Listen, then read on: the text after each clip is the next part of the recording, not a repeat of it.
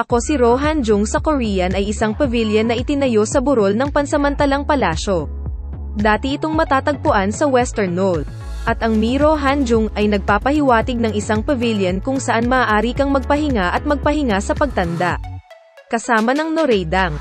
Ang pangalan ay naglalaman ng mga kagustuhan ni Jungjo na aalisin niya ang trono pabor sa Crown Prince at pumunta kay Hwasong. Itinayo ito noong 1790, Jungjo 14, at tinawag din bilang Yuok Mayanjung, dahil ito ay binubuo ng isang kon at hexagonal na jung. Ang Miro Hanjung ay isang pavilion sa likurang hardin ng pansamantalang palasyo ng Hwasong. Itinayo noong 1790. Una itong tinawag na Yuok Mayanjung, na nangangahulugang six-sided pavilion, dahil sa hugis ng bubong nito. Noong 1795, pinalitan ni King Jungjo ang pangalan nito sa Miro Hanjung, ibig sabihin ay isang pavilion para sa pagpapahinga sa katandaan. Ang pavilion na ito, kasama ang Noraidang Hall, na ang ibig sabihin ng pangalan, bulwagan ng pagbabalik ng matanda, sumisimbolo sa kanyang plano sa pagreretiro.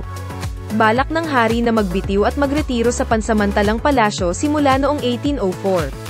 10 taon matapos ang pagtatayo ng Hwasong Fortress, gayunpaman namatay siya noong 1800 bago niya napagtanto ang planong ito. Sa unang buwan ng 1794, nang magsimula ang pagtatayo ng Hwasong Fortress, umakyat si King Jungjo sa Miro Hanjung. Sa oras na iyon, mahigit 1,000 bahay ang itinayo sa Suwon, na dating walang laman na kapatagan. Sa pagtingin sa kasaganaang ito sa Suwon, pinuri ni Haring Jungjo ang kanyang mga opisyal.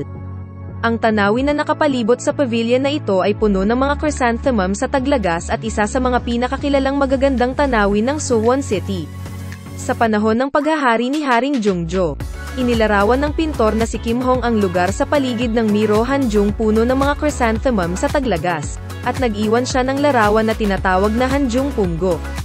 Nandoon kasi ang pavilion na Miro Hanjung sa Korean sa burol papunta sa Paldolsan Mountain sa likod ng Hwasong Temporary Palace, kahit sino ay maaaring tamasahin ang magagandang tanawin. Nakatingin sa buong Hwasong Temporary Palace, King Jungjo ng Joseon Dynasty sa Korea sana ay nagpaplano ng mga bagong ideya tungkol sa pagpapatakbo ng isang bansa habang siya ay nag-e-enjoy sa paglilibang sa pavilion na tinatawag na Miro Hanjung sa Korean.